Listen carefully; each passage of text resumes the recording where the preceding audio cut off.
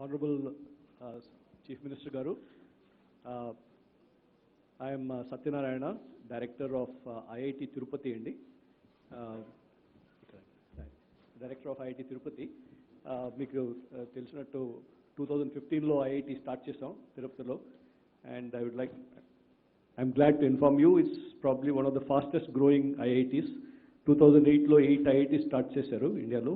2015-16లో 6 start చేసాం. So ఈ 14 IITలో చూస్తే probably IIT Tirupati is among the top 2-3 in terms of the rate of growth, with the support of both the state and the center to make it happen.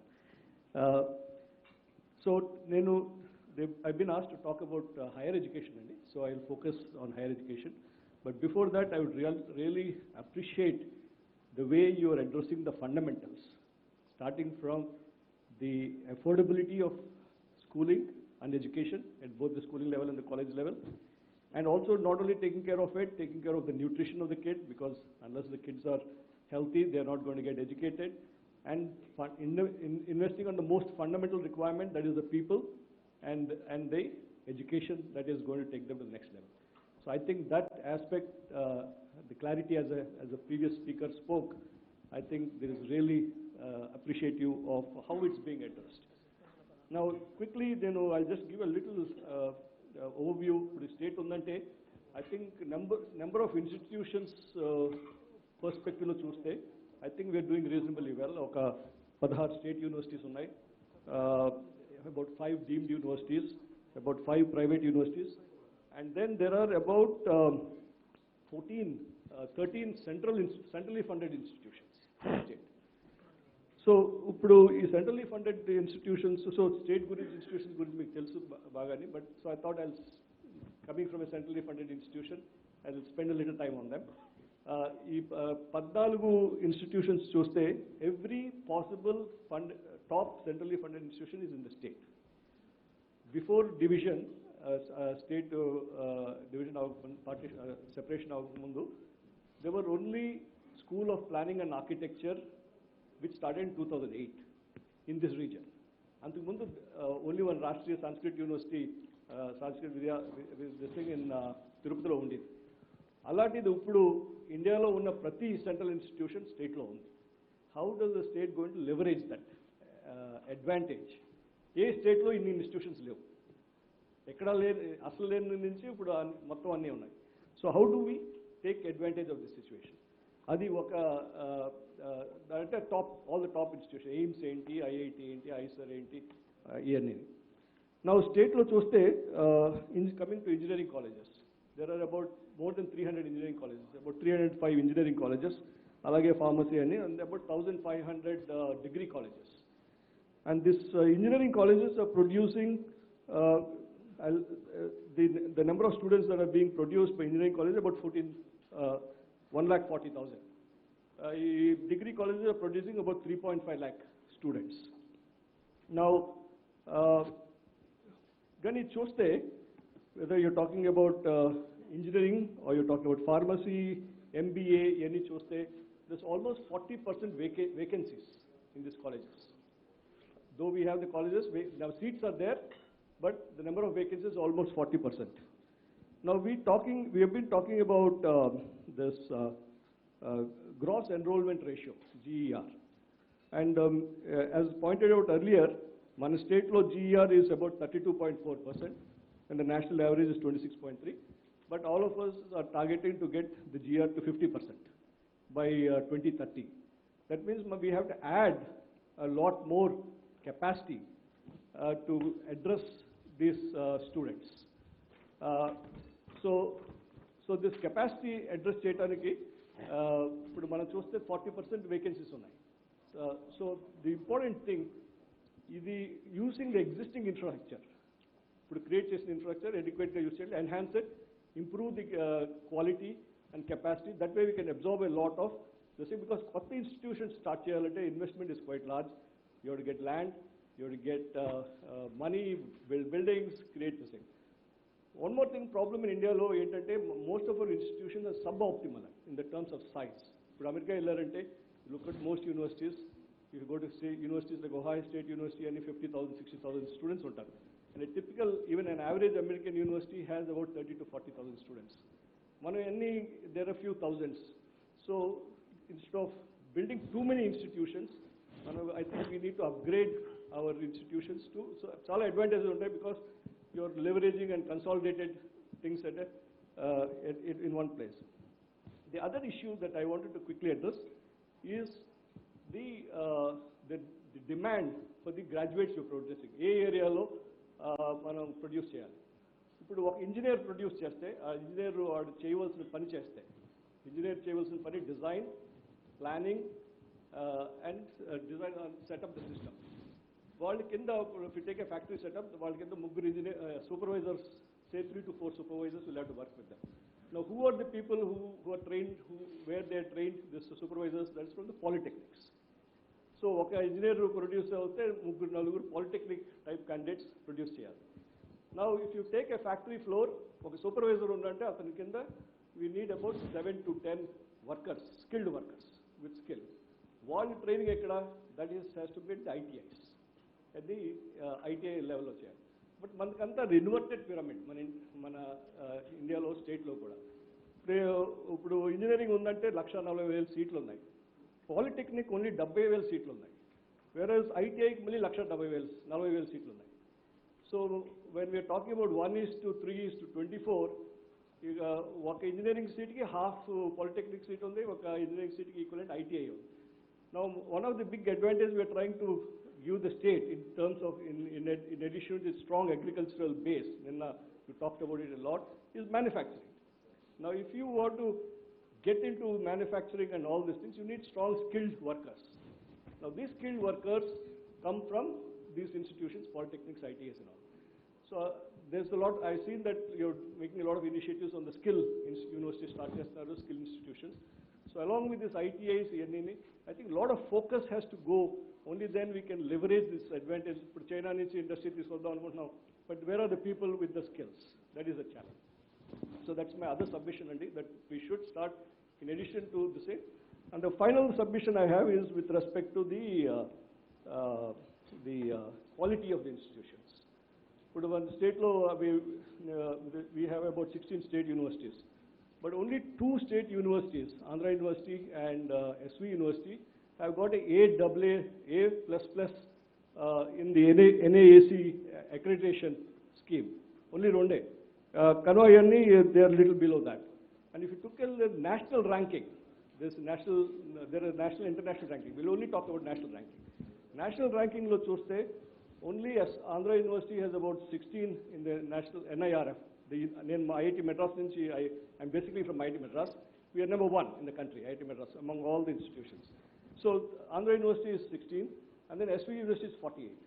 Then Tarvata Kanwayani 100 paine unnai. So I think that gives a benchmark of the quality that we need to improve at the university level. Ante anni quality improve cheyali.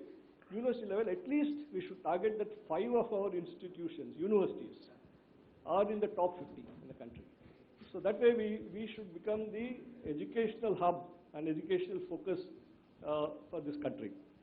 And so to do this, we have to do a lot of things. We have to improve the infrastructure. We have to, the biggest challenge is faculty members.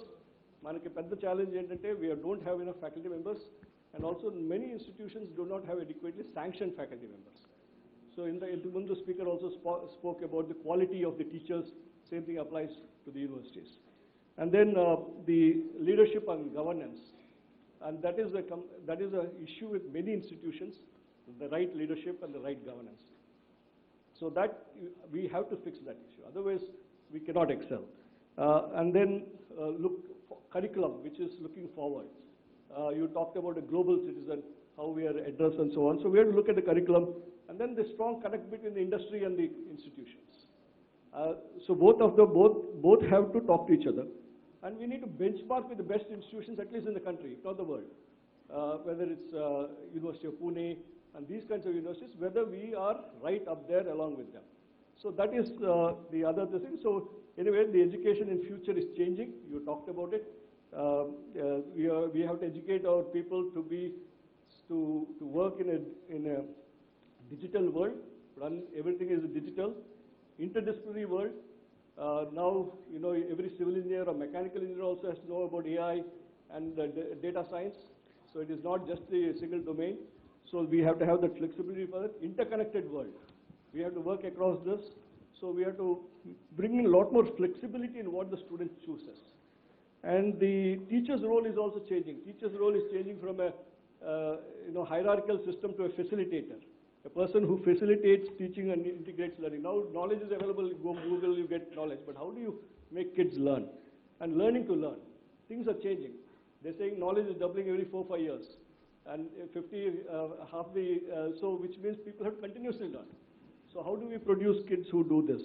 New job roles. They're saying 10 years tarvata kotta roles, job roles entuntayo ippudu manaku inka teliyadu. Things are changing so fast. So how do we make people do this? So shift from employment to employability. Industry keeps saying many of our children are not employable. There are a number of studies saying only 17% of children are employable. I have students graduating 20%. I have seen a lot of schemes are being addressed by the state that bring in these skills in the students, which is very laudatory. And then this coronavirus has sort of brought in a new perspective in online teaching. In the mundu teachers in online teachers that everyone used to believe in only talk and chalk. Now, but we believe that over a period of time it is not the only way to do it, but it's a supplementary way of teaching. Within 2 months, all the faculty have started now teaching online and they started getting comfortable with this. This is going to bring a big paradigm shift on how we deliver our teaching. So these are some of the things I thought I'll submit to bring it to your attention, sir. So thank you very much for this opportunity. బాగా చెప్పారు సత్యనారాయణ కొన్ని note చేసుకున్నాం.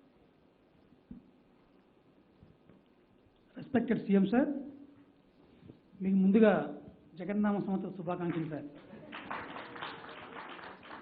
నా పేరు Jagannatha Rammohan sir, SGT, YSR Nagar, Nellore rural నుంచి వచ్చాను sir. ఇప్పుడు ఎక్కడ చూసినా ఒక పేరు మారుమోగిపోతూ ఉంది సార్. నిత్యం ప్రజల గుండెల్లో ఒక గొప్ప పేరు ప్రతిధ్వనిస్తూనే ఉంది. ఆ గొప్ప పేరు ఏంటంటే జగనన్న జగనన్న జగనన్న సార్. ఇప్పుడు నేను ఇక్కడికి ఎందుకు వచ్చానంటే మా పాఠశాల గురించి కొన్ని విషయాలు మీతో పంచుకుందామని వచ్చాను సార్. 2 సంవత్సరాల క్రితం మా పాఠశాల యొక్క స్ట్రెంగ్త్ 16 ఉండేది సార్, 16 ఉండేది సార్. మేము ఇంగ్లీష్ మీద ఎక్కువగా ఫోకస్ చేసాం. At the same time last year Jagananna Amma Vodi మాకు ఎంతగానో ఉపయోగపడింది సార్, దాన్ని బాగా ఫోకస్ చేశాము. ఇప్పుడు మా స్ట్రెంగ్త్ 165 సార్, 165. ఈ విషయాన్ని మీకు చెప్తున్నందుకు నాకు చాలా సంతోషంగా ఉంది సార్. సార్ నిజంగా నవశకం మొదలైంది సార్. ఈ సందర్భంలో గతంలో మీరు అన్న మాటలు కొన్ని గుర్తొస్తున్నాయి. నేను ఓడిపోతే నేనొక్కనే ఓడినట్లు, నేను గెలిస్తే రాష్ట్రం మొత్తం గెలిచినట్లు. నిజమే సార్, మీ మాటలు, మీ విశ్వసనీయత అందరూ నమ్మారు సార్. మీరు గెలిచారు. ఈ రాష్ట్రాన్ని గెలిపించే క్రమంలో పేదవాడిని ఉన్నత స్థితి నుంచి ఉన్నత స్థితికి చేసే క్రమంలో నిజంగా మీరు బోయలై పల్లకి మోస్తున్నారు sir. Hats off to you sir. Sir ఇక్కడికి వచ్చే ముందు మా పాఠశాల చదువుతున్న విద్యార్థులు మరియు తల్లిదండ్రులతో కొన్ని విషయాలు మాట్లాడాను సార్. అమ్మ, నేను సీఎం గారి దగ్గరికి వెళ్తున్నాను, మీ తరపున ఏమైనా చెప్పమంటారా అని అడిగాను సార్. తల్లిదండ్రులు మొత్తం కూడా ముక్తకంఠంతో మా బతుకుల్లో కొత్త దేవుడు ఉదయించాడు, ఆ చదువులయ్యే మాకెప్పటికీ సీఎంగా ఉండాలి అని చెప్పారు సార్. విద్యార్థుల్లో ముఖ్యంగా ఒక పాప అయితే పి శ్రవంతి అనే పాప, మా మామయ్య గాడ్ ఆఫ్ ఇంగ్లీష్ అని చెప్పింది సార్. నిజంగా చాలా సంతోషం అనిపించింది సార్. సార్ వీళ్ళే కాదు సార్, రాష్ట్ర వ్యాప్తంగా ప్రభుత్వ పాఠశాల చదువుతున్నటువంటి విద్యార్థుల తల్లిదండ్రులు 96.17% ఇంగ్లీష్ మీడియాన్ని కోరుకుంటున్నారు సార్. సార్ 96.17 అనేది కేవలం అంకెలు కాదు సార్, లక్షల తల్లిదండ్రుల యొక్క కలలు సార్. అలాగే ఎంతోమంది విద్యార్థులు ఇంగ్లీష్ రెక్కలు కొత్త రెక్కలు తొడుక్కొని ఉన్నత శిఖరాలు అధిరోహించేందుకు ఎంతో ఆశగా చూస్తున్నారు సార్, ఎంతో ఆశగా. సార్ ఇలాంటి కళల్ని, ఇలాంటి ఆశల్ని నెరవేర్చే ఈ సత్కార్యంలో మేము కూడా పాల్పంచుకుంటూ మీతో పాటు ఈ రాష్ట్రాన్ని ముందుకు నడిపేందుకు ఉపాధ్యాయ లోకమంతా ఎంతో బాధ్యతగా సిద్ధంగా ఉందని వినమ్రంగా తెలియజేసుకుంటున్నాను సార్. ఈ అవకాశాన్ని కల్పించిన మీకు ప్రత్యేక ధన్యవాదాలు sir. Thank you sir. Thank you Jagan.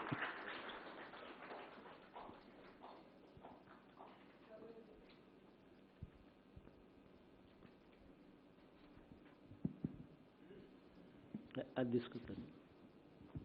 గౌరవనీయుల CM గారికి పాదాభివందనాలు తెలియజేసుకుంటున్నాను. పెద్దలందరికీ నమస్కారాలు. నా పేరు చంద్రిక. మా గ్రామం దూసి, ఆమదలవలస మండలం, శ్రీకాకుళం జిల్లా. నేను విజయవాడలో ఉన్న ఎస్ఆర్ఆర్ అండ్ సివిఆర్ ప్రభుత్వ డిగ్రీ కళాశాలలో పీజీ చదువుతున్నాను. జగనన్న అంటే జనం కోసం, జనం మెచ్చిన ఘనమైన జనరంజక నవరత్నాలు, నవ్య విధాన పాలన, నమ్మకానికి అమ్మల, పోషణలో నాన్నల, వీరిద్దరినీ కలిసి చెరిసగమై అచ్చమైన స్వచ్ఛమైన అన్నల, మా హృదయ స్పందనకు ప్రతిరూపమై ఆంధ్ర అభ్యున్నతియే ధ్యేయంగా, తండ్రి ఆశయాలే మీ లక్ష్యాలుగా, రాజన్న రాజ్యం అమలుగా సాగుతున్న పోరాటంలో మీరు ప్రతి ఆంధ్ర గడపను పరికించి అమ్మ, అక్క, అన్న, చెల్లి, అవ్వ, తాత, బాబాయి, పిన్ని అంటూ ఇలా బంధాలకు, అనుబంధాలను, ఆత్మీయతను, మమతానురాగాలను చేర్చి మనసారా మమ్మల్ని పలకరించి మా కష్టాలను, బాధలను, కన్నీళ్లను పంచుకొని నేనున్నానంటూ, నేను వస్తానంటూ మాకు ధైర్యాన్ని ఇచ్చి మా సమస్యలను పరిశోధించి ఆంధ్ర ప్రగతికి మార్గం వేసే దిశగా జగనన్న మీరు చేసిన ప్రజా సంక్షేమ యాత్ర నిజంగా జన ప్రభంజనం సృష్టించింది. నీలి శ్వేత హరితములు అపర భగీరథుడు రాజన్న మధ్యగా మిరిమిట్లు గొలిపే 3 వర్ణముల పతాకం ఆంధ్ర అంతా అల్లుకుంది. సీఎం సార్, నవరత్నాల పేరుతో చేపడుతున్న సంక్షేమ పథకాలు ఆంధ్ర రాష్ట్ర ప్రజలకు ఎంతగానో ఉపయోగపడుతున్నాయి. అంతేకాదు ముఖ్యంగా విద్యార్థులమైనటువంటి మాకు జగనన్న విద్యా దీవెన ద్వారా మేము పూర్తి ఫీ రీయింబర్స్మెంట్ని పొందాము. అలాగే జగనన్న వసతి దీవెన ద్వారా నేరుగా మా తల్లుల ఖాతాలోనే జమ చేయడం అనేది చాలా గొప్ప విషయం. విద్యకు, వైద్యానికి చాలా ఎక్కువ ప్రాధాన్యత ఇస్తున్నారు. దేశ చరిత్రలోనే గ్రామ వార్డు సచివాలయాల నియామకం అనేది సువర్ణాక్షరాలతో లిఖించదగినది. దిశ చట్టాన్ని తీసుకొచ్చారు. విద్యార్థినీలు, స్త్రీలు అందరూ కూడా స్వేచ్ఛగా సమాజంలో మా కార్యకలాపాలు చేసుకోవడానికి మాకు ఎంతగానో ఉపయోగపడుతుంది. నాడు నేడు కార్యక్రమం ద్వారా పాఠశాలల్ని, ఆసుపత్రుల్ని అభివృద్ధి చేస్తున్నారు. మరీ ముఖ్యంగా కోవిడ్ టైంలో కూడా మా ఫ్యాకల్టీస్తో మాకు క్లాసెస్, డిజిటల్ క్లాసెస్ చెప్పించారు. Thank you very much sir. ఒకరోజు మా నాన్నగారికి యాక్సిడెంట్ అయినప్పుడు, మేమిద్దరం ఆడపిల్లలం సార్. మా నాన్నగారు ఎప్పుడు బాధపడుతూ ఉంటారు, నేను మగపిల్లని కనలేదని.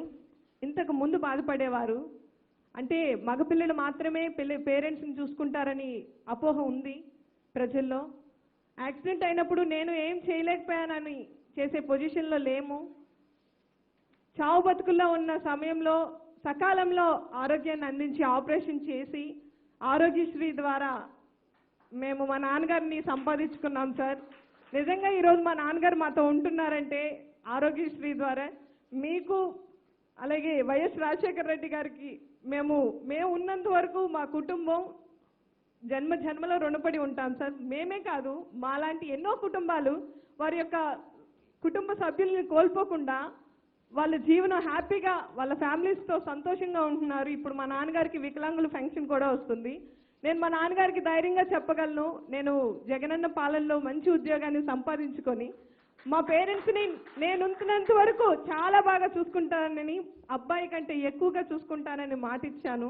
ఈ రోజు వరకు మా నాన్నగారు ఇప్పుడు అనట్లేదు సార్. ఖచ్చితంగా మా పెద్ద అబ్బాయి అని నన్ను చూసుకుంటున్నారు. చాలా సంతోషంగా ఉంది. ఈ గ్రామ వార్డు సచివాలయాలు వచ్చిన తర్వాత సార్, మాకు ప్రభుత్వంతో ముడిపడి ఉన్న ప్రతి పని కూడా మాకు చాలా సులభతరం అయ్యింది సార్. మేము చాలా హెల్ప్ పొందుతున్నాం. దాని వలన చాలా ఇబ్బందులు ఫేస్ చేసేవాళ్ళం ఇంతకు ముందు. చాలా లైన్స్ వెయిట్ చేసేసి అప్పటికి పని జరుగుతుందా లేదు అనేది. కానీ ఇప్పుడు చాలా క్విక్గా అవుతుంది. చాలా హ్యాపీగా ఫీల్ అవుతున్నాము. యాజ్ ఏ ఎకనామిక్స్ స్టూడెంట్గా నాకున్న పరిజ్ఞానం మేరకు కళాశాలలో అన్నింటిలో vocational courses, skill development courses అటువంటివి ట్రైనింగ్ సెంటర్స్ అట్లాంటివి పెట్టినట్లయితే డిగ్రీ, పీజీ చదువుకున్న వెంటనే విద్యార్థులు రిలీవ్ అయినప్పుడు వాళ్ళు ఎంఎస్ఎంఈలుగా మారే అవకాశం ఉంటుంది సార్. అప్పుడు సొంతంగా వాళ్ళ కంపెనీస్ పెట్టుకొని ప్రొడక్ట్స్ ఉత్పత్తి చేయొచ్చు.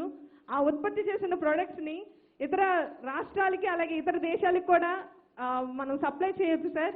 అన్ఎంప్లాయ్మెంట్ తగ్గుతుంది.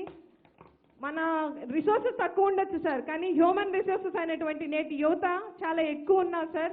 మీకు ఖచ్చితంగా సపోర్ట్ చేస్తాము. మీ అండదండలు మాకు ఖచ్చితంగా కావాలని మనస్ఫూర్తిగా కోరుకుంటున్నాను. అంతేకాదు సార్, దిశ చట్టం తీసుకొచ్చారు. దిశ చట్టాన్ని కళాశాలలో కూడా ఉమెన్స్ సెల్ ఎలా ఉంటుందో అలా దిశ చట్టాన్ని ప్రతి ఒక్క కళాశాలలో పెట్టినట్లయితే విద్యార్థినిలు అలాగే ఫీమేల్ టీచర్స్ డిస్కస్ చేసుకొని అక్కడున్న సమస్యల్ని రెక్టిఫై చేసుకొని వారికి ఒక అవగాహన ఉంటుంది సార్. ఇది పెట్టినట్లయితే బాగుంటుందని అభిప్రాయపడుతున్నాను. మరీ ముఖ్యంగా పేద మధ్యతరగతి ప్రజలు ఎలా ఆలోచిస్తారంటే జనరల్ హ్యూమన్ సైకాలజీ, మాకు ఏదైనా కావాలంటే సార్ దేవుడా నాకు అది కావాలి, దేవుడా నాకు ఇది కావాలని అడుగుతాం. కానీ ఇక్కడ దేవుడే దిగొచ్చి మీకేం కావాలని అడుగుతున్నారు. ఇలా ఇంకెక్కడ ఉంటుంది సార్? మేము ఎంత అదృష్టవంతులు. నిజంగా రాజన్నను మించి పరిపాలన చేస్తున్నారు. ప్రజాస్వామ్యాన్ని మేము చూస్తున్నాం sir. We felt very very very happy sir and satisfied. ఇంకొక మాట చెప్పగలుగుతున్నాను ఏంటి అంటే, ఎక్కడుంటుంది సార్ మా అన్న సీఎం గారు అని చెప్పుకునే అదృష్టం ఇంకెక్కడా ఉండదు సార్. నిజంగా మాకు అన్నయ్య లేరు, నేను మా చెల్లి, కానీ ఖచ్చితంగా నేనే కాదు ఆంధ్ర రాష్ట్ర ఆడపడుచులంతా కూడా మా అన్న జగన్ అన్న సీఎం అని చెప్పుకుంటున్నారు. అంత అదృష్టం మాకు ఇంకా రాదు సార్. చాలా హ్యాపీగా ఫీల్ అవుతున్నాము. మీరిచ్చిన పథకాలని మేము యూటిలైజ్ చేసుకొని మంచిగా బాగా చదువుకొని కష్టపడి మీ ప్రభుత్వంలోనే మినిస్టర్గా అవ్వాలని నా కోరిక సార్. ఖచ్చితంగా మీ ప్రభుత్వంలో మినిస్టర్గా అవుతాను, ప్రజలకు సేవ చేస్తానని మనస్ఫూర్తిగా ఆకాంక్షిస్తున్నాను సార్. మిమ్మల్ని చూశాక మీ పాలనలో నేను కూడా పాలు పంచుకోవాలని మనస్ఫూర్తిగా ఉంది సార్. మీరు అవకాశం ఇస్తే ఖచ్చితంగా చేస్తాను. మీరు బాగా సపోర్ట్ ఇస్తారు. ఆ ఎనర్జీ కూడా at the same time smile sir, continuous గా స్మైల్ చేస్తారు. ఆ పాజిటివ్ మొత్తం ఏపీ మొత్తం చుట్టుతుంది. అందుకే బయట ఉన్న స్టేట్స్ కూడా మన వైపు చూస్తున్నారు. Such great sir. నిజంగా మీ ముందున్న మేమందరం కూడా చాలా హ్యాపీగా ఫీల్ అవుతున్నాం. అలాంటిది మీరు సీఎంగా ఉండటం వలన మీ కింద ఉన్న ప్రజలందరూ కూడా సంక్షేమంగా ఉండాలని ఇన్ని రకాల పథకాలను చేపట్టారు. గ్రౌండ్ టు ఎర్త్ అందుతుందని మధ్యతరగతి కుటుంబంలో నుంచి వచ్చిన అమ్మాయిగా నేను చెప్తున్నాను సార్. రేపు పొద్దున్న మేము ప్రభుత్వంలో ఉద్యోగాలు చేపట్టి మాకు నమ్మకం ఉంది సార్. ఇంతకు ముందు మాకు మేము గవర్నమెంట్ కాలేజ్ నుంచి వచ్చాము, మేము మంచి ఉద్యోగాలు సంపాదించగలమా లేదా అని ఒక భయం అయితే ఉండేది. కానీ ఇప్పుడు మాకు ఆ భయం లేదు. మాకు మంచి ఉద్యోగాలు ఆల్రెడీ ఉన్నాయి, మేము వెళ్ళటమే లేట్ అనే టైప్లో మాకు అనిపిస్తుంది. Such a great thing sir. And నాకు ఇక్కడికి రావడానికి అవకాశం ఇచ్చినటువంటి మా కళాశాల ప్రిన్సిపల్ గారికి అలాగే ఇక్కడ ఉన్న పెద్దలందరికీ కూడా ప్రత్యేక ధన్యవాదాలు తెలియజేసుకుంటాను sir. Thank you very much sir. ఏం పేరు తల్లి మీ పేరు? చంద్రిక సార్. ఆముదాల వలసనా సార్? మీరు రాగోలు పాదయాత్రకు వచ్చినప్పుడు మా అమ్మగారు అలాగే మా ఊరు ప్రజలంతా కూడా మిమ్మల్ని చూడడానికి వచ్చారు సార్. చాలా హ్యాపీగా ఫీల్ అయ్యారు. ఆ రోజు వంట చేసుకోలేదు సార్ ఇంట్లో. మీరున్నంత సేపు అక్కడే ఉన్నారు. వాళ్ళకి అసలు ఆకలి లేదు, ఏమనిపించలేదు. అక్కడ రోడ్ ఫెసిలిటీ అంటే బస్సెస్ కూడా సరిగ్గా ఉండవు సార్. అలాంటప్పుడు నడిచి వెళ్ళి కూడా మిమ్మల్ని చూడడానికి వచ్చారు. అసలు ఆ రోజు అయితే ఇంకా 2 days వరకు వాళ్ళు అదే మైండ్లో ఉన్నారు. మేము సీఎం సార్ మేము జగన్ అన్నని చూసాం, మేము జగన్ అన్నని చూసామని. ఖచ్చితంగా సార్ మీరు రావాలి అనుకున్నారు, మీరు వచ్చారు. వాళ్ళందరూ చాలా హ్యాపీగా ఫీల్ అవుతున్నారు సార్. థ్యాంక్ యూ తల్లి. Thank you very much sir. All the best. Thank you sir.